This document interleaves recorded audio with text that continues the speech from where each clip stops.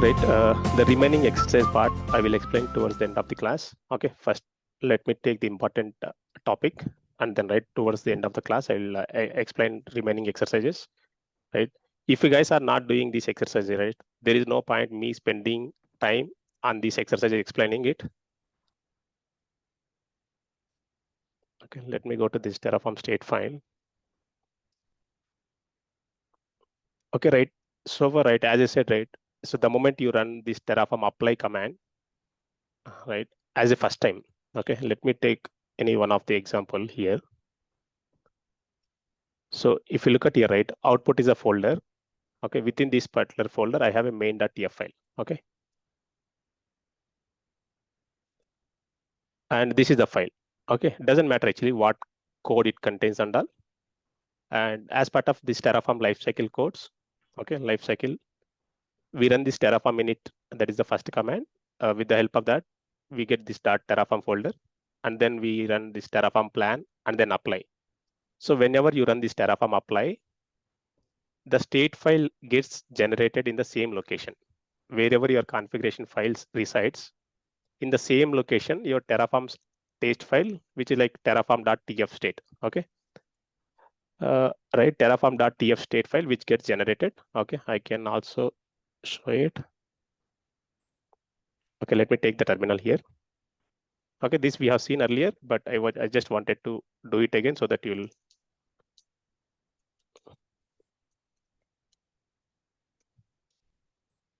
Okay, this is where I am now. Inside output folder, I have main.tf file, which is what I can see here. So when I run right Terraform init, this we have already known.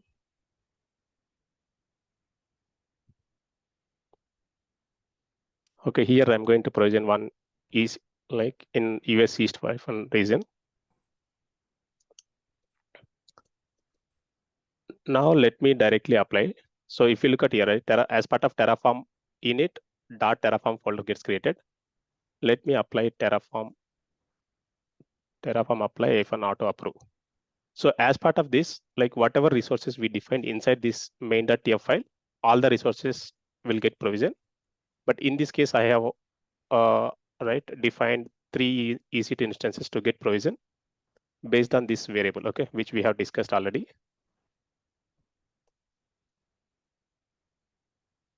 Okay, let me just, if you notice here, right, while this is being running, and right, you can see this terraform.tf state file gets generated. So that means whenever we run this Terraform apply, it creates instances, and that instances information, right? This instances information stores in this terraform.tf state file. By default, if you have not specified where to store your Terraform state file, it actually stores in the same location where your Terraform code resides. Okay. So ideally, okay, it is still performing. Okay, there are some reads are happening. Right. So whenever we are running, right, this Terraform apply our plan commands, these commands will read this file. Okay, right. At this moment, I have this main.tf file with 3 EC2 instances. Let's say, right, tomorrow I may add one more resource. Maybe, right, I can create resource block for S3 bucket provisioning it. So that means this is the desired configuration, what I need it. Okay, whatever you write as part of your configuration files, that is your desired configuration. And whatever you have the resources in your Terraform.state file is the actual configuration. So that means this is the configuration. Like if you look at this Terraform.state file, okay, since this is the first time I ran, so it actually stores 3 EC2 instance information because that is what is written here.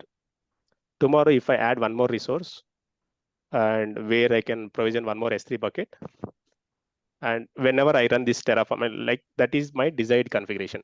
So whenever I run this Terraform apply, right, it actually compares your desired configuration with your actual configuration, right? So after running your Terraform apply, so it actually, right, based on whatever you have written in your Terraform configuration files, the desired configuration like will get created. Like in addition to that, already 3 existing resources. Like if I had one more S3 resource, that particular resource will get created. And by default here, if you look at here, right? Yeah, there are 3 EC2 instances get created. And for all 3 instances, I have written output block to get the public IP of all 3 instances. Now, right, because here I have not specified where to store our Terraform state file. By default, as I said, right, it actually stores in the same location. But here in this case, Terraform.state file is storing in my local laptop. Just think of it, okay, I'm not the only one who is going to work on this particular project. Okay, there may be a few other team members who wanted to enhance this project code. Okay, so here, right, we may have few more requirements like adding storage or like adding any networking solutions or adding any other resources here. Okay, so what I do, right, they also have to have access to these Terraform configuration files. In addition to that, they have to have this Terraform state file. Only then they can, right, make changes on the existing resources. Again, right, if I don't share these configuration files and then Terraform state file, if they start creating new like main.tf file as a fresh in their laptops, like it is as good as they will be creating new EC2 instances. But we don't want it to create new environments. Rather, being in the team, all the people in the team have to work on the same project. So that means multiple people have to work on the same project. For that to happen, we don't recommend storing Terraform state file locally on any of our laptops. Okay, how to store and where to store our Terraform state file, right? In industry, nobody stores this state file locally. So, right, for that to know where to store our Terraform state file, you can just go to Google Terraform remote backend.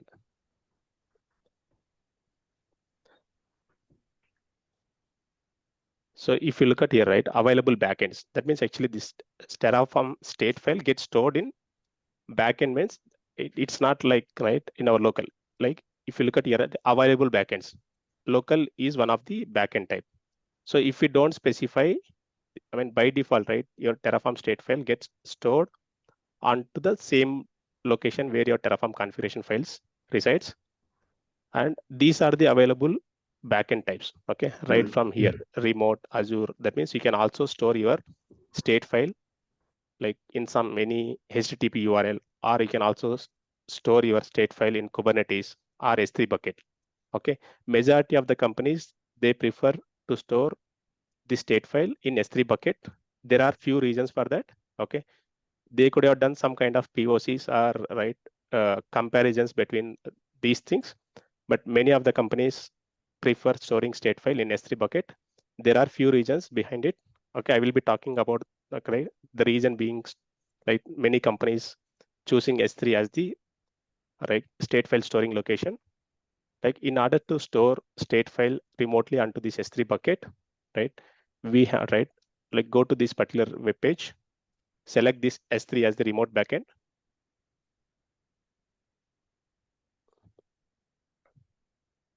Yeah, right. This is the configuration like Terraform backend is S3.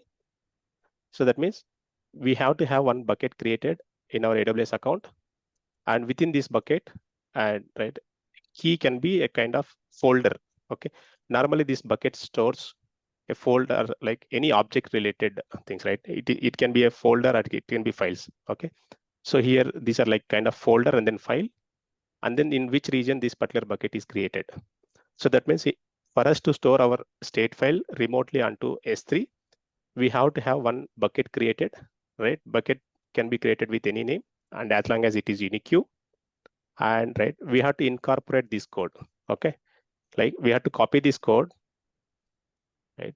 In the same output folder, we have to write in the same output, right? Output folder. I can create a folder as like I can create a file as backend.tf file where I can specify this code. So that means we need to tell where we want to store our state file. Okay, when I specify backend S3, and right here I have to have this bucket already created. So for which I can go to S3 and then either create S3 bucket using manually, or I can have written S3 bucket code also using Terraform. Okay, either way it is fine, but the bucket must exist here. Okay, this bucket must be created and that bucket name has to be referenced here. Okay, and this path name can be anything. It is just like a folder structure inside this bucket. And this is the reason where like your bucket stores.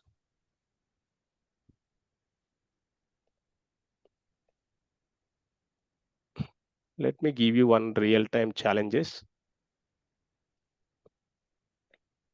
So if you, right, there are few challenges storing state file locally onto our laptops. As I said, right, as multiple team members wanted to work on the same infrastructure, right? Every time, right, every team member has to have the latest Terraform state file for them to update or make any changes on the existing infra. Okay, practically it is impossible for us, right, exchanging the state file among team members. Hence, right, we don't store state file because of that. And we create something called backend. With the help of this backend, we store our state file, right? Rather than storing this state file locally, and we are going to store our state file to S3 bucket. Storing this state file onto S3 bucket, like all the team members can have access to this S3 bucket. So that means like we have solved one problem. Okay, like storing state file locally, and then we are bringing state file from locally to S3 bucket. Okay, that problem we have solved by configuring this remote backend. Is this clear? Any doubts up to now?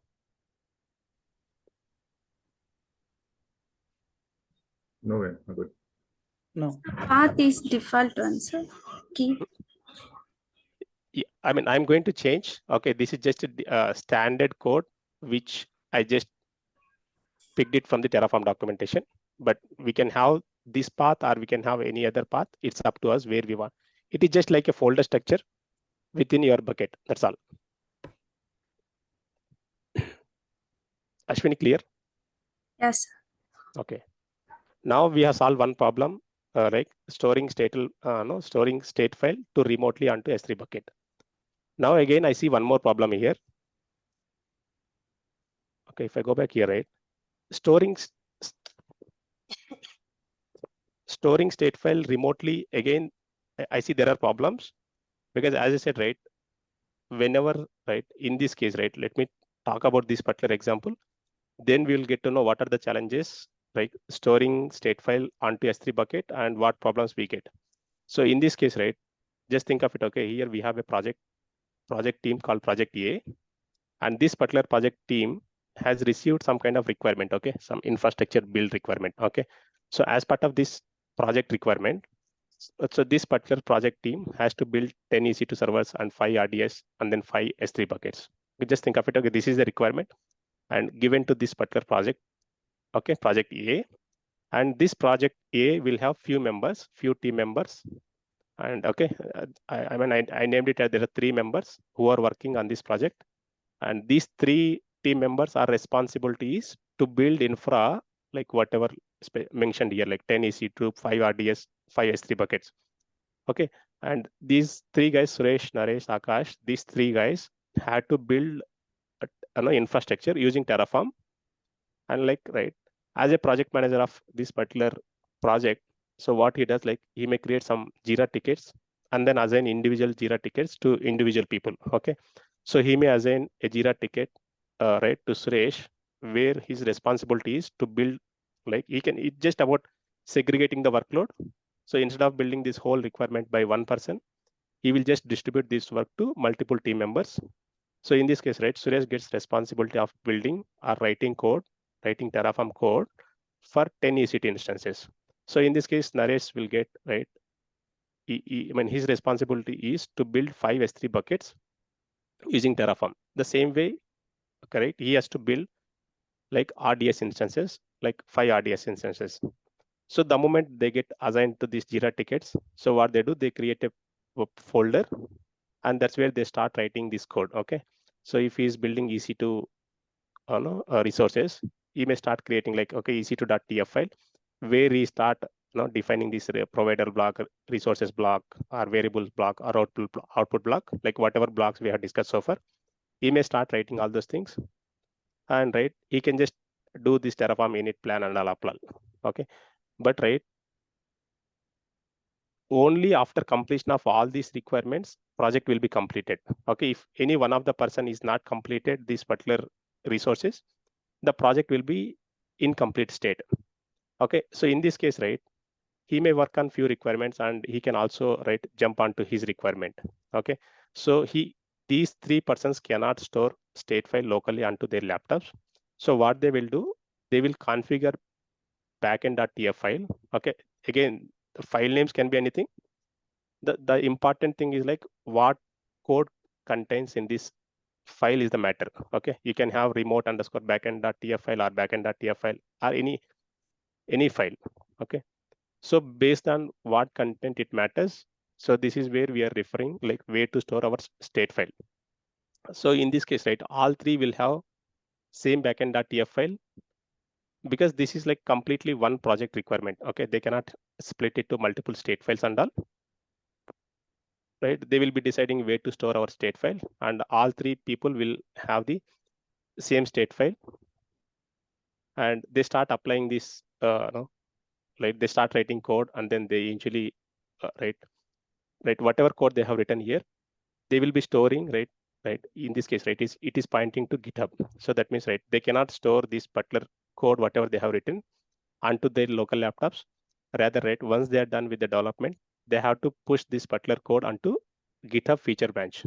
Okay, ideally they so they will have repository in the GitHub.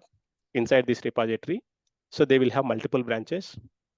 He creates his own feature branch. Okay, like individual users, they will have their own feature branches.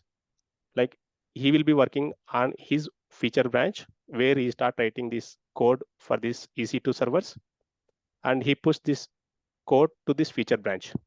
Okay, this is where he will be raising pull request and then bringing this content from feature branch to dev branch. So this is where this like the review process in place, where either team lead or manager has to approve the code whatever he has written. So that is how this code will get promoted from feature branch to dev branch. And this is where the moment this code has come to dev branch, so this is where we will have Jenkins configured, and within Jenkins we will have Jenkins jobs. All these things we will be discussing it in the future classes. Like this is kind of entire infra automation pipelines. So the moment code has come to this dev branch, so this respective Jenkins job will get triggered based on the commit happens to this dev branch. So this, as part of this Jenkins job, we actually put it these commands like Terraform init, plan, apply commands, all those things. So here, instead of running individual commands locally, these commands like init, plan, apply commands, these are part of these Jenkins jobs. Okay, so the moment code has come to this dev branch, the respective Jenkins job will get triggered. As part of this Jenkins job triggered, all three commands will run. So the moment all three commands runs completion, the required services based on the configuration, in AWS, the required services will get provision in AWS account, and also Terraform's state file stores in S3 bucket, because here they will be specifying inside this backend.tf file where to store Terraform state file. So they will have S3 bucket which is already created, and as part of this apply commands, Terraform state file gets created, and this Terraform state file gets stored onto this S3 bucket. And based on whatever resources they have defined inside these configuration files, the respective resources gets created here. Is it clear? Any doubts? This is very important to understand. No, but for if whenever you run Terraform plan or Terraform apply, state file has to be there locally, right? It will keep on updating the state file. So if state file is there in S3 bucket, how does our local Terraform init it will understand it? The moment you define this backend.tf, okay, state file will not generated in the locally. Oh, okay. As long as you don't have this backend.tf file, Terraform by default it considers your local backend, and it generates Terraform.tf state file locally onto the folder where your Terraform configuration files exist.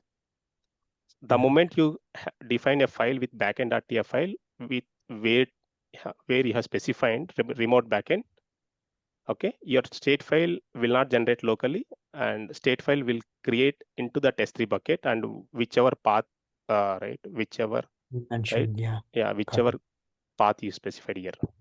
Yeah, got it. Is this clear? Yep, thank you. Venu, one more here, right? See, I am creating project on my local laptop, right? Okay, I have access to GitHub and I am pulling and I am writing the code. But how user will get the S3 bucket access? So when you say user, means who is the user here you are representing? Because in this case, you are the DevOps engineer, and your responsibility is to build the infrastructure. You have to have S3 bucket access, correct? If you don't have S3 bucket access, then see again, this S3 bucket definition will be created only at once. Like in your remote, S3 bucket has to be created either by you or by your cloud admin. So basically, DevOps engineers, they will have access to your cloud as well. Again, it depends on the organizations, like who creates S3 buckets and all. Okay, that we don't have to worry. But you have to have S3 bucket created. Okay, and you have to reference that S3 bucket inside this backend.tf file. Okay, right here. So without you, I mean, it's not like you will be using here.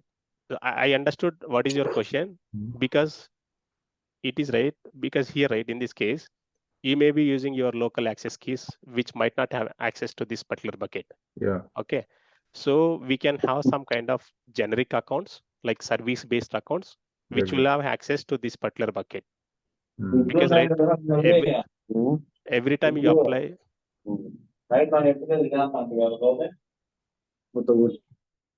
okay, so every time you apply this Terraform apply or plan commands, it has to read this Terraform state file, which is storing onto your S3 bucket. So that means, your account has to have access to this S3 bucket. Okay, right? You can have some service-based account for that, or you can also have your account with this S3 bucket access. Clear, Suresh?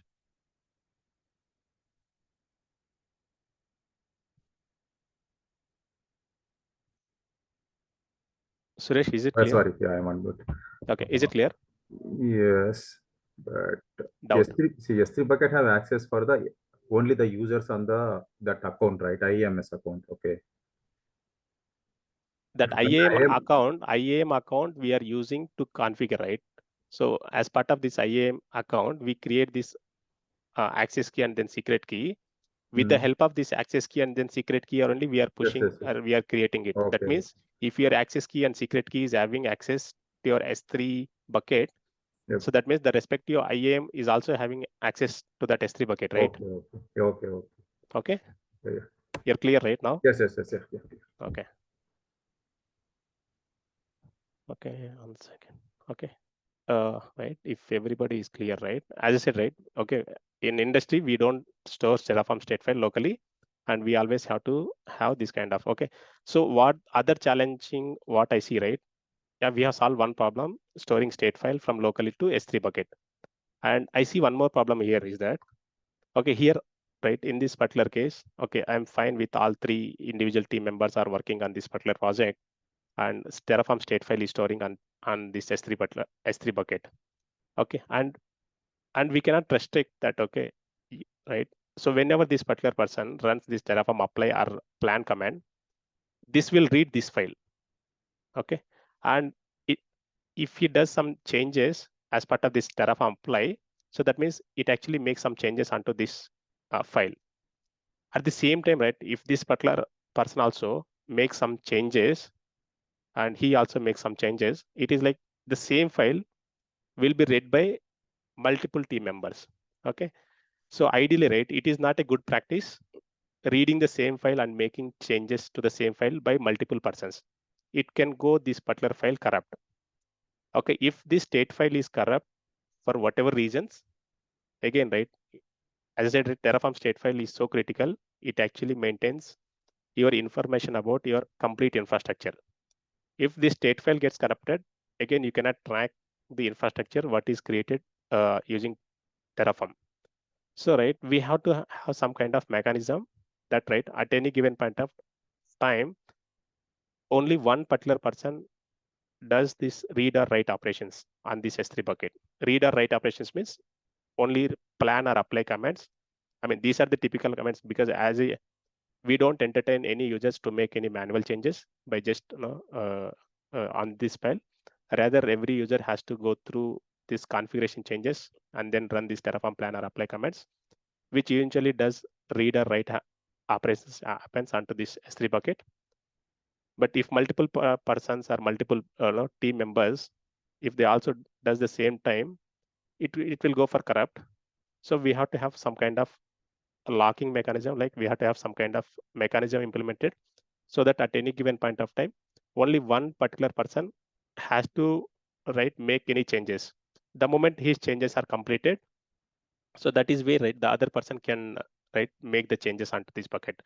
So this is how we have to implement it so that the chances of corrupting will be very, very minimal or no chances that this going for this file corrupt. Okay, so in order to have some kind of locking, it is like the moment this particular runs apply command, there should be a lock applied onto this S3 bucket. So that means unless his operations are completed, the lock will not be released it. Okay, so in order to apply that lock, we use kind of DynamoDB table, which is again AWS service, okay, NoSQL database service. So we create DynamoDB table, and then we apply that DynamoDB table on this S3 bucket. So with the help of this DynamoDB table, applied on this particular bucket, okay, only one particular person can only make read and write operations. Okay, right. If other persons try to do the same operations on the same time, it says it is already logged. I mean, the Terraform state file is already logged. So you have to wait. I mean, you will be receiving some kind of message that this has been logged by some particular person, and it will also tell who is that particular person has been logged this state file, and he has to wait until his operations are completed. Okay, so that means we have also addressed the problem of accessing this particular state file by multiple persons. Okay, with the help of DynamoDB table. Okay, when we do hands-on, you'll understand actually how to create this DynamoDB table and way to make those changes so that at any given point of time, only one particular person will be making changes onto this S3 bucket. Being in the multiple in the project, as we will have multiple people, we cannot just tell communicate each and every team member that okay, I'm working on this particular thing, you do not work. Okay, that is not the way it works in real time. So the moment you apply this kind of locking here, if other team members are trying to make any changes, they cannot make any changes because lock will be applied onto the state file. Okay, whatever the state file stores onto this S3 bucket.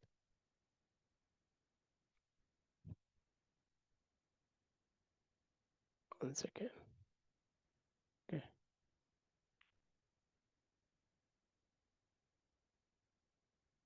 Is this clear so far? Like how to define this, the remote backend? I just copied this code from Terraform documentation itself. Okay. So here, I have not defined this, This is where we need to define this DynamoDB table. Okay. And here, we have to create this DynamoDB table. For that, again, we can rely on creating this DynamoDB table manually, or we can also create DynamoDB table using Terraform code. Okay. Now let me show you complete code. Is it clear until now? Yes. Any doubts? Okay. All right. Okay, what I will do, I will just open the state file demo so that, right, if many folders are here, you may get confused.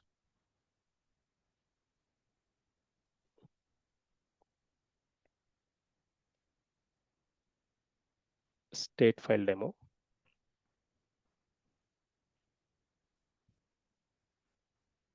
Now it will be very clear, I think, for some of you who, I mean, compared to the earlier one, right? So this remote backend, again, right? The same code what I just captured earlier, okay, where I just changed this bucket name, okay? So this bucket name has to be created and we will create it, okay? And key, so that means within this particular bucket, this will be the folder. State file is the folder. Inside this state file, right? The file name will be like terraform.state. And then the region, this is where I'm specifying DynamoDB table. Again, this table also has to be created, right? So as part of this Terraform init, first Terraform init looks for this backend configuration, okay? So as part of like whatever you defined here, right? Like bucket name and then DynamoDB table, this has to be created upfront, okay? So if you don't create this bucket and then DynamoDB table, and if you try to run this Terraform init, it will throw you an error that, okay, this bucket is not yet created, okay? This bucket does not created or no, does not exist, something like that, okay? So, right, so this was like one of the exercise item yesterday, like creation of S3 bucket and also enabling version. Okay, and this is the code, like how to create an S3 bucket. Again, resource block, AWS underscore S3 bucket is the resource type, and this name can be anything. And this is the bucket name. Again, this bucket name should be unique across all accounts globally. And how to enabling versioning. Okay, again, we have to use like this resource type.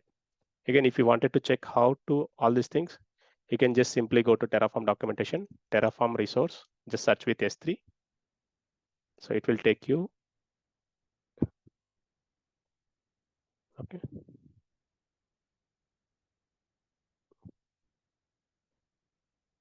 Come down all the way. We have to go until S3. Okay, right. If you look at here, right, S3 bucket. So if you look at this one S3 bucket code, yeah, this is the exact code what I write, what we can copy from here and right here. The tags are not here, but the tags are optional. The bucket name and this is the resource type.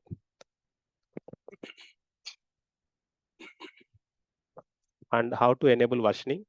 Again, if you little scroll down here, this is where AWS S3 bucket versioning. Yeah, this is the resource type, resource and AWS S3 bucket versioning and versioning. On which bucket you wanted to enable this bucket versioning, okay? And with the help of this bucket and right, and whatever bucket you created earlier, that has to be referenced here. So that means as part of this block, bucket gets created. As part of this block, like versioning will be enabled on that bucket. Okay, same is the case this one.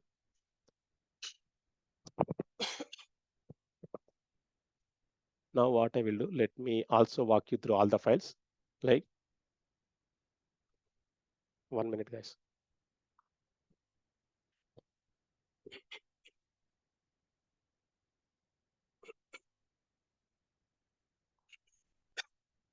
Here, right, normally we can have same file with all the configurations.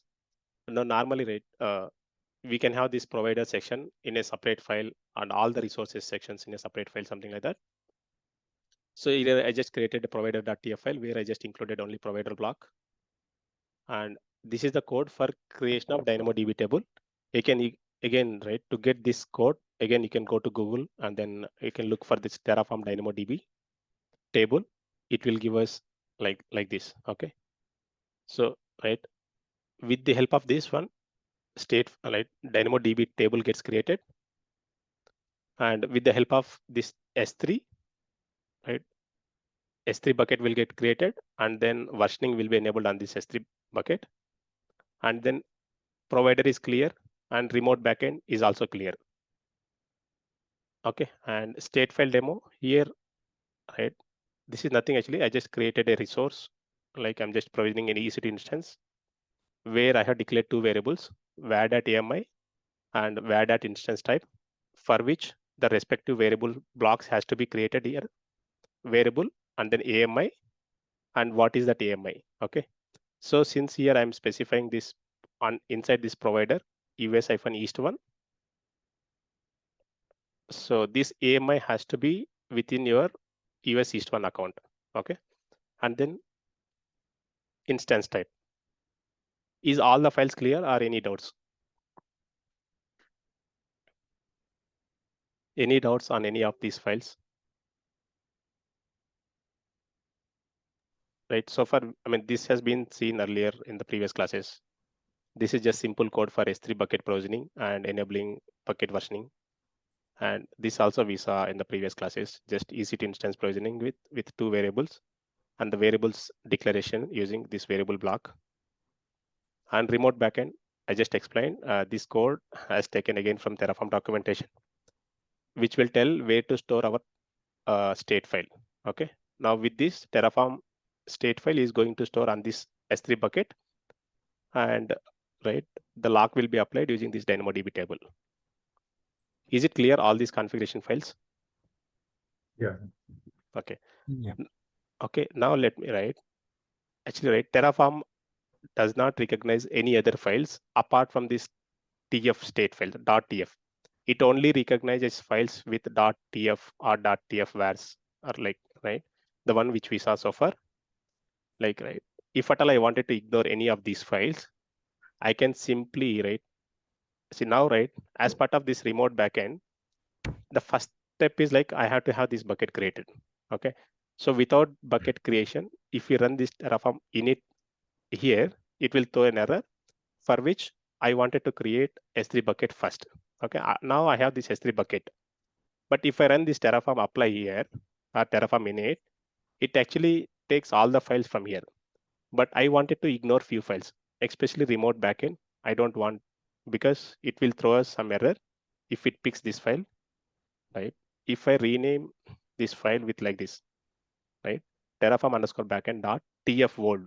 So because here, if you look at the extension is dot tf world, Terraform will not recognize any file which is of any other extension apart from this dot tf file. Terraform recognizes only the files which are extension with dot tf file. Okay, so I wanted to ignore few things here. Okay, right, what I wanted to create only S3 bucket and DynamoDB as the first step. So I don't want even EC2 to get created. So in order to ignore this file, I will just simply change the extension of this file. So if I change the extension of these two files, so and when I take the terminal,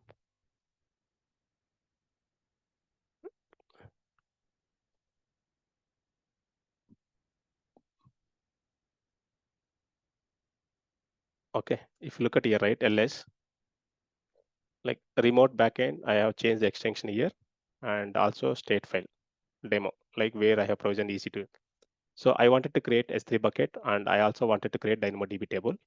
And provider, we cannot rename it because provider is a must block. Now let me apply this Terraform init. Okay, let me run this Terraform init because I need to initialize this folder.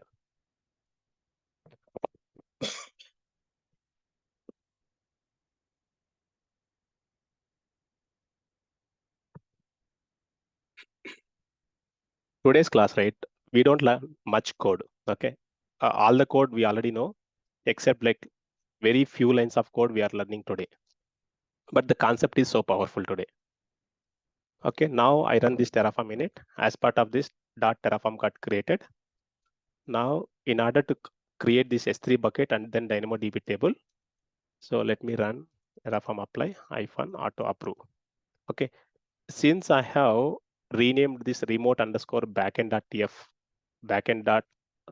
folder, Terraform does not recognize this file. Hence, state file will generate on the same location. Do you all agree? Yes. If Terraform recognizes this file, ideally Terraform state file will not created here. Rather, it has to go ahead and then create on this S3 bucket. Yeah.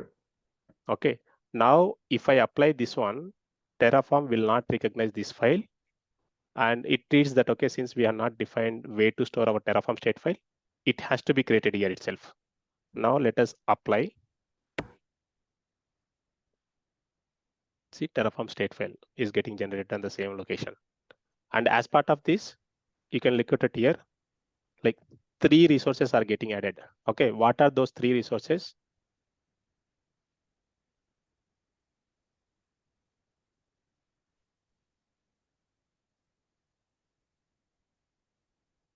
Once again, creating AWS DynamoDB. It's already exist, it is saying. I think earlier this name is all.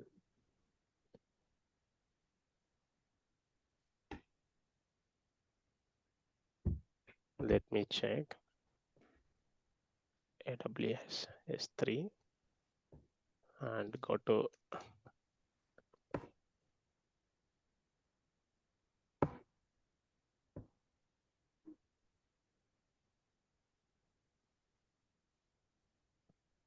okay, I don't have any tables here.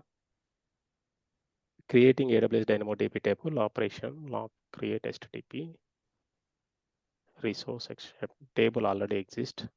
Which region you are checking? This is US East one, right? You are checking But- on the Southeast one. North Virginia. Sorry. Yes. Yeah, it is there. So now what I will do, I can either delete this or I can give new one.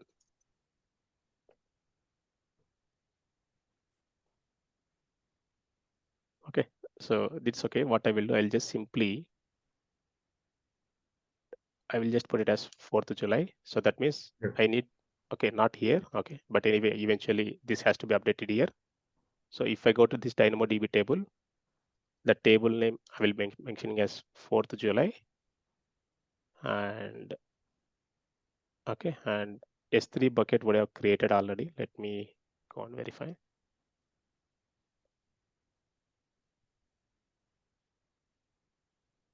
See, an S3 bucket is already created as part of this, and which is just created.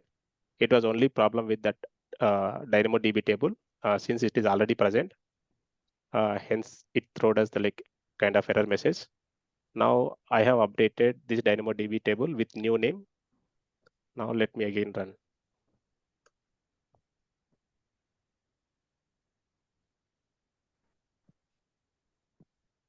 Okay, since S3 bucket is already exist, it will just refresh its state. And now one to add. So that means as part of this, DynamoDB table is getting created. Now let us also verify. Yeah, this will get created. Yeah, DynamoDB table got created. Now let us also verify this is the bucket which we have created. And let us also verify whether versioning is enabled here. If you go to these properties of this bucket, you can see that bucket versioning is enabled. Okay, so that means, right? So we have created like one bucket and one DynamoDB table, which are required for our remote backend configuration. So now as part of this, as we know that, okay, Terraform state file is created here and to the local place. Now let me rename these files. Like I wanted to rename this remote backend.tf file since this bucket and this table is already created. So I wanted to run Terraform apply now, which will also pick this remote backend.tf file. But again, let me show here. As part of this bucket creation, we've only created bucket. If you look at here, right, inside this bucket, there are no files and folders exist here. Okay, it is just like empty bucket which we created. And okay, and let me also rename this file. Like this file, what we are doing, we are just creating an EC2 instance. That's all. Okay, as part of this one. Now, if I apply if I run Terraform apply, so what it does, like it actually identifies, like locally we already have a state file. However, we have specified remote backend. Okay, it will just ask us like, can we migrate the state file from local to remote? Okay, it will just give us kind of message. Once we put yes, the state file will get migrated to this S3 bucket, like whatever S3 bucket which we created and which is specified as part of remote backend. Now let us run this one. Like, what are the resources are going to create as part of this command?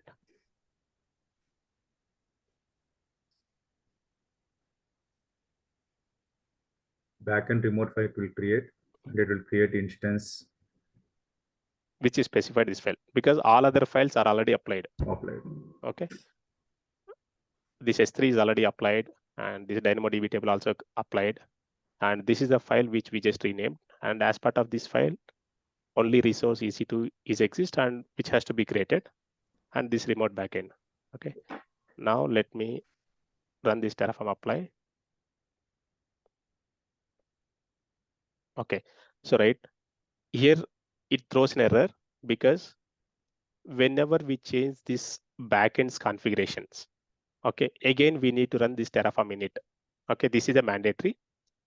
Whenever you make any changes to your backend's configuration, you need to run Terraform init. Okay, Terraform init. In this case, we are using backend resource. That is the reason. Yeah, correct. We are changing the backend. Download the plugins. Yeah, correct. It has to download the plugins based on this backend and all. Now, if you look at here, right, initializing the backend, do you want to copy existing state to the new backend? Okay, and it actually identifies newly configured S3 backend. Based on this configuration file, it identifies we have configured S3 as the backend. No existing state was found in the newly configured S3 bucket. Do you want to copy this state? That means it is asking our confirmation to migrate this state file, which is storing locally, right?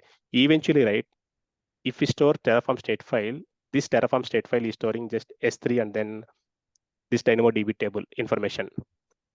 And as part of this Terraform apply, which we are going to run in next 1 minute, it will create EC2 or any other resources, whatever we define here. Eventually, all these resources has to be maintained in a single state file.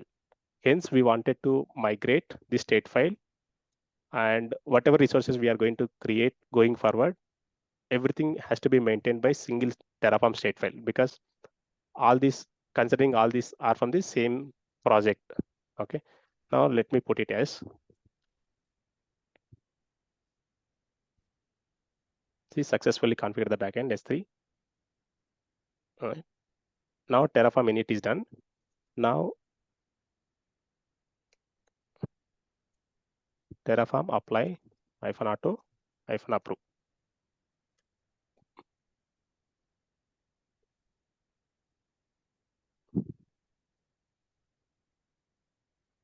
So you can look at it here, right? Because of this DynamoDB table, like AWS DynamoDB table, which is applying the lock on the state file. Because I'm running this Terraform apply, which actually applies lock on the state file. It will go up, acquiring state lock file. So it actually applies state lock file. And if any other user also runs the same command, or not only same command, if he runs this Terraform plan or apply command, which eventually read your Terraform state file, which will not apply. Okay, I mean, right, his commands are not going to take place. Okay, let it run. I will show you like that as well.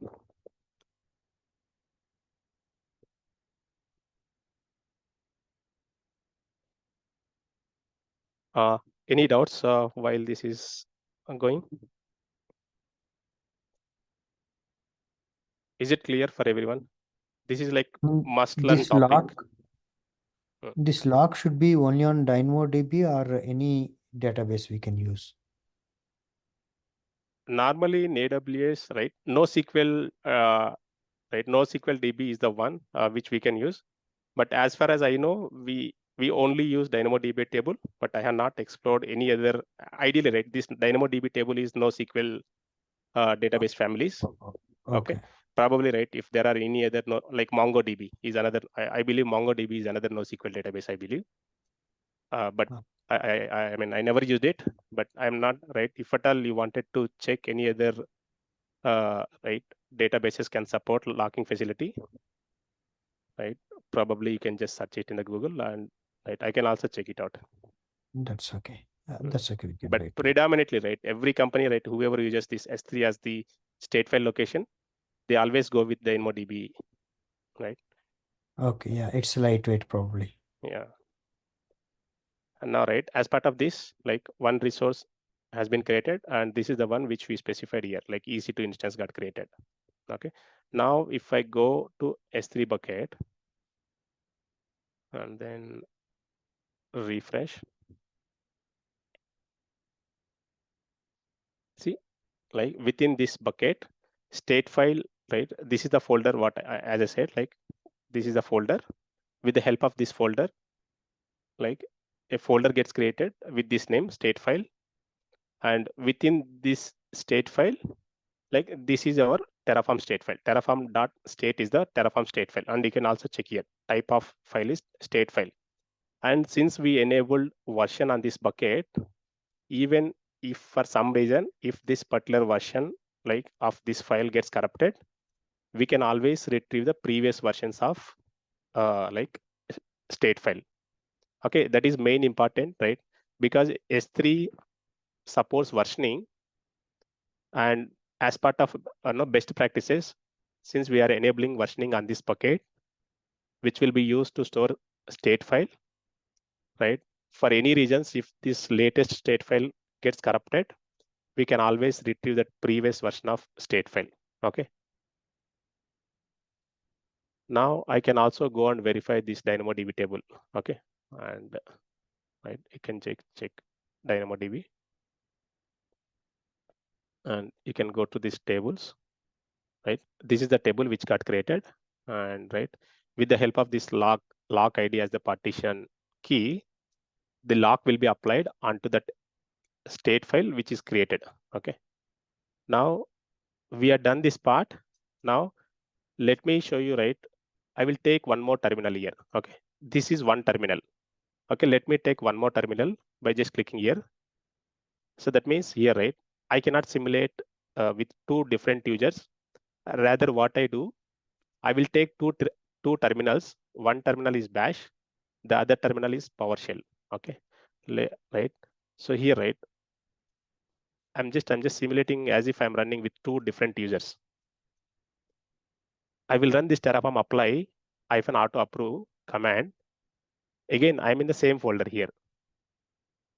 Being in the PowerShell, the moment I apply this one, lock will be applied onto the state file. Is that clear? Is that statement clear? Yeah. Okay.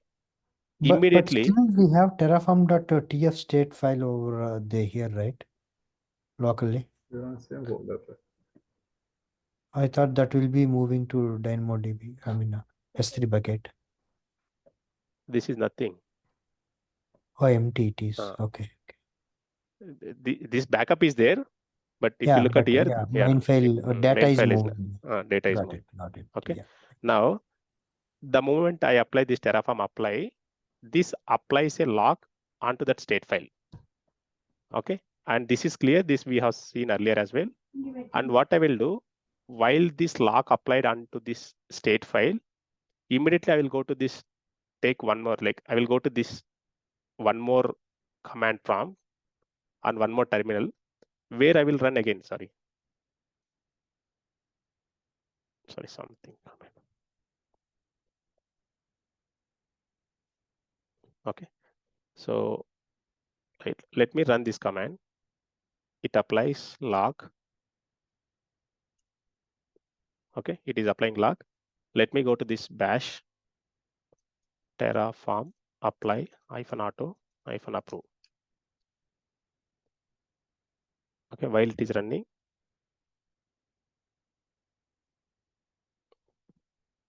okay, right, it is running so quickly. Auto approve, because right, as part of this Terraform apply, we have not made any changes here. This command will run very quickly. Okay, let me repeat. Because if we have provision, or like if you have written configuration files, which takes some time for provisioning it, right? Now you can Let me little up now. Right. So here, right, here PowerShell, as part of this PowerShell, like it was running like Terraform apply command. During the same time, if I apply this Terraform apply here, it says error acquiring the log state file, because it is also trying to apply the log, and this error message it got, like operation error, and right, like this is a user, like here who and version and created. This is the user which is already applied the log. Okay, because of this user is doing some kind of read or write operations onto that state file, it did not allow this terminal, bash terminal. Is it clear? This is how you will get it, the message when you apply. So that means your changes are not going to take place. You have to wait until the other person's changes are completed. Only then, right, you can run this your changes. To go through your changes, you have to run this command only after other changes are completed. Yeah, this is how you'll be getting an error message. Right? Is it clear? Yeah. So that means yes. this state file is not allowing multiple people to make same changes. I mean, to make changes at the same time.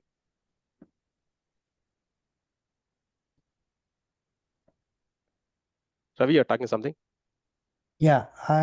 So this time actual changes were not there, right? Do we have a different new state file on the S3 bucket, or No, it would be the same? it is not about whether we have new changes or we have existing changes. Okay, so right, let me go to this resource section, right? So right, what I said, like whenever you run this Terraform plan or apply command, it always reads your state file. So in order to read your state file, it applies a lock. Okay, you can also. I Okay, am asking about the versioning we enabled, right? Hmm. So will it create a new state file, whatever No. action what we have taken now? State file remains same because we are not making any changes. That's what my question is. Only if we make any Now I get it. changes, then the versioning will be like the version gets created Got it. with the Got it. latest changes. But as of now, right, if you wanted to make any changes, it is just about creating few more configuration files and what resource you are going to create. So Got based it. on Got it. what new changes you are going to create, and as part of your Terraform apply, your latest changes will go through. But at the same time, if someone also try to make some changes, then it will not allow until other changes are finished. Yeah, got it. Let me see my notes now. Is this clear, this demo for Yes. everyone? Okay. And you can read, right? By default, the state file is locally stores. That is by default one. We can always change by configuring this remote backend. And like, so what are the challenges storing state file locally? And right, these are the challenges, like as multiple team members working in a team, they all need to have the same state file. It is about having this latest state file. If they have the old state file, again, it is like they are messing up the whole environment. Okay, they have to have the latest state file. Only then they can apply the latest changes. Okay, so in order to have everybody latest state file, it is not a best practice storing state file locally. So for which we are going to configure remote backend, where we store our state file remotely onto that S3 bucket. And problems with local state file, yeah, this is the problem statements. And again, as I said, like again, storing state file remotely onto S3 bucket, again we have challenges, right? Like multiple people can work on the same state file, for which we need to create this DynamoDB table, which will restrict writing any changes onto the state file by single user at any given point of time. Hence, we need to create the DynamoDB table, which will be applied onto the state file. Like these are some screenshots, like, right? These are the files, and this remote backend.tf file where I just pointed out few. I mean, these are just for your references, okay? Like bucket name, DynamoDB table, and make sure that whatever bucket you have created, same has to be referenced here. Whatever DynamoDB table you have created, be it, I mean, you can also create this either using console or Terraform. It's up to you. but you have to specify the same namings here. And also when you run this Terraform init, because it has to be run because you have changed this backend configuration. As part of this, your Terraform state file will get migrated to that S3 bucket, which is a best practice, right? Okay, I will come back to this little later. Yeah, right. This is how you support. I mean, these are the screenshots I captured in the previous classes. Like this is just a simple EC2 configuration, and this is how you have to have your backend configuration. And right here also, I have taken some 2 terminals. When we apply some commands on one terminal, it applies Terraform like this state file lock. And when we try to run same operations using other terminal, it will throw an error like this. Okay, this is what we demoed.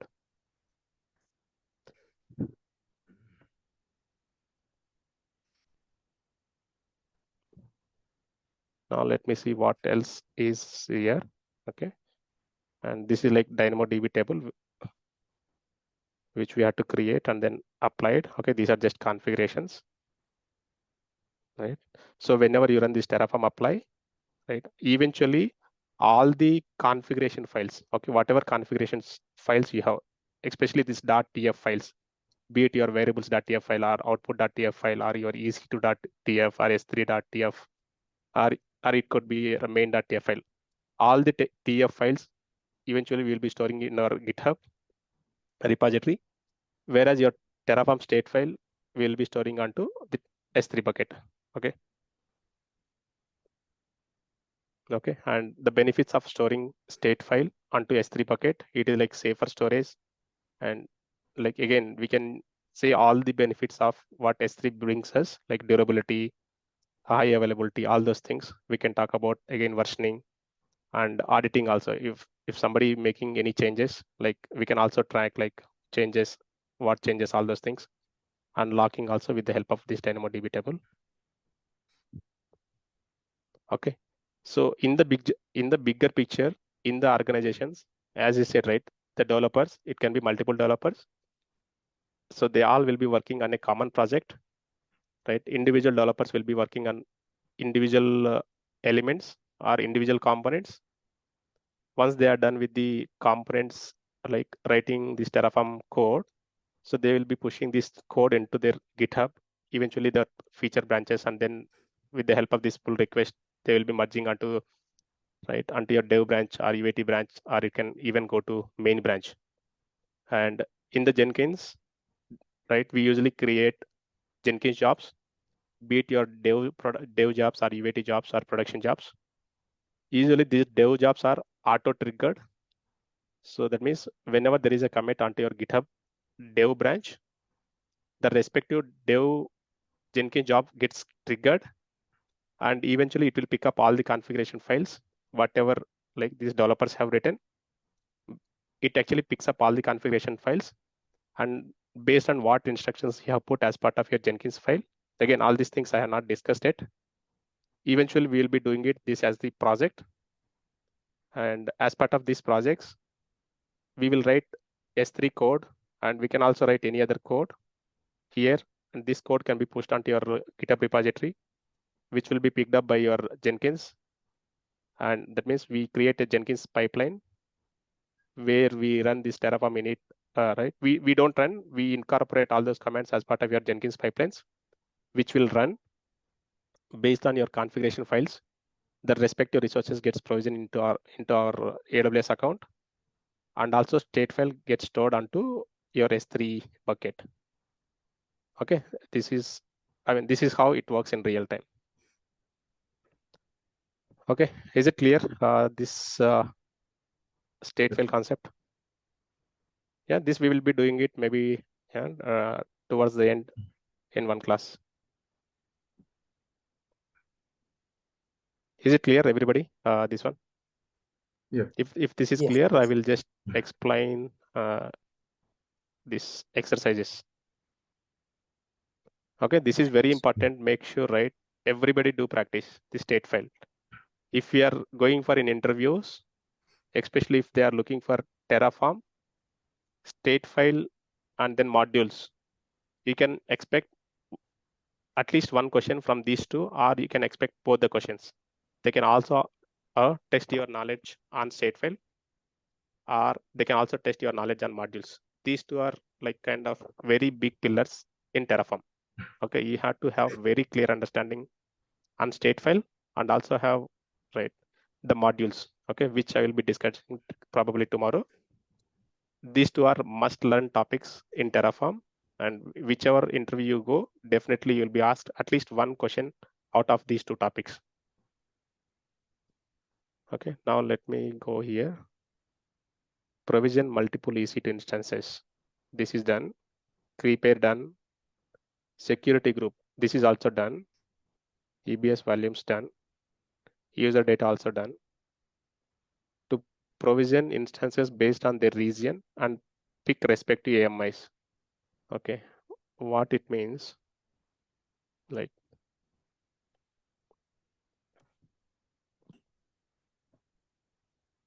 so every time we change this region, so we have to change this AMI manually, okay, which is not a good sign, right? So rather what we can do, if we go here, not here.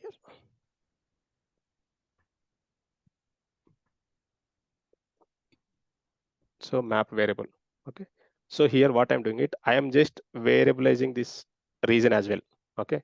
So that means in the provider block, instead of hard coding here region name, I am declaring a variable with region where I have to have variable block even for that region. Again, this can be default or this can be changed as well, okay, with the help of this var or any other files.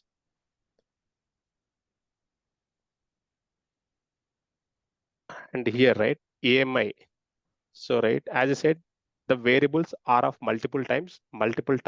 It can be string, list, or map. When I say string, it stores only single value. When I say list, it stores multiple values. Okay, there is another type of variable which is map of string.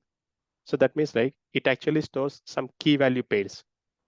So here US-east1, here I'm these are key value pairs. This is the key and this is the value. This is the key, this is the value. Like this. Here I'm specifying map is nothing but it is kind of key value pairs. Okay. Here US-east1, I'm specifying whatever AMI ID belongs to this US-east1 region. I'm specifying it here. The same way, that means every region will have different AMIs. I'm just specifying all the regions along with their AMI IDs here. And based on whatever region you specify here, if you specify here in this case, I have specified AP-Southeast-1. And if I run it, it will pick this AMI. If I change here region, automatically, if I change this region from AP-Southeast-1 to US-East1, it will pick this AMI. So that means, I only change this region. I don't have to change AMI every time, because these AMIs will remain here as part of your map variable declaration. You just change your region name, it actually, since this is a variable, and it actually look up this variable inside this map variable. Wherever it finds this key, the respective value will get loaded as part of your AMI. Is it clear? But again, so here, it will just pick up, because this is a map. Here, we have to use this lookup function here. Lookup var.ami map. Okay, this one. Within this one, and what is that region? Okay, that means we are just targeting this key. Based on that, the value will get loaded here. So in this case, var.map. So var.map, and based on this region, okay, if you look at here, var.region, Southeast-1A, this Southeast-1A here, that means this particular AMI will get loaded here. Okay, and what I will do, what you can do, you just take this code, change this, change this region code and run it. I mean, you just run it on the Terraform plan. During your plan itself, you'll get to know, right, what is that AMI which is getting loaded. And again, right, you don't need to apply to change like what AMI is getting loaded. As part of Terraform plan command itself, you can check it out like what AMI it is getting loaded. And then later again, you change this region code, this region to any other code, and then see the other region AMI is getting loaded or not. Okay. And creation of S3 bucket and then enabling versioning. This we did as part of today's state file demo. Okay, there is nothing much to explain here. Okay, any questions?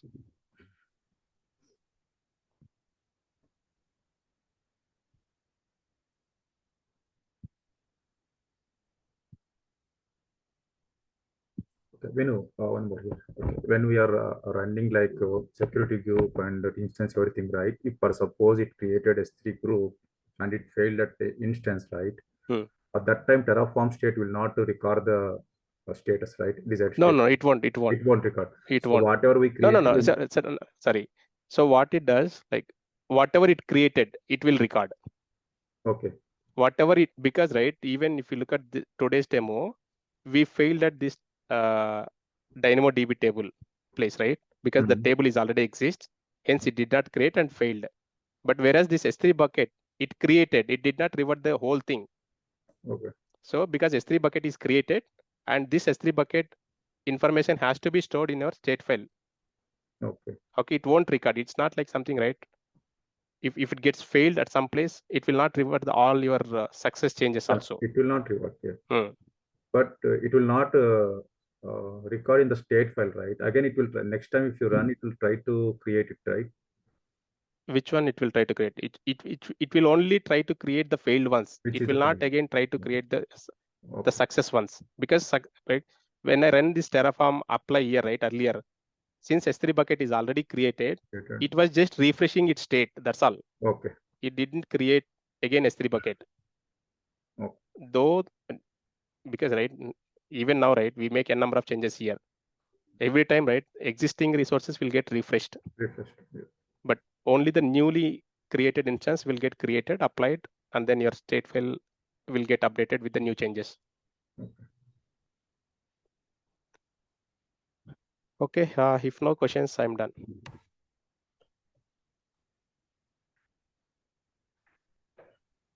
Thanks.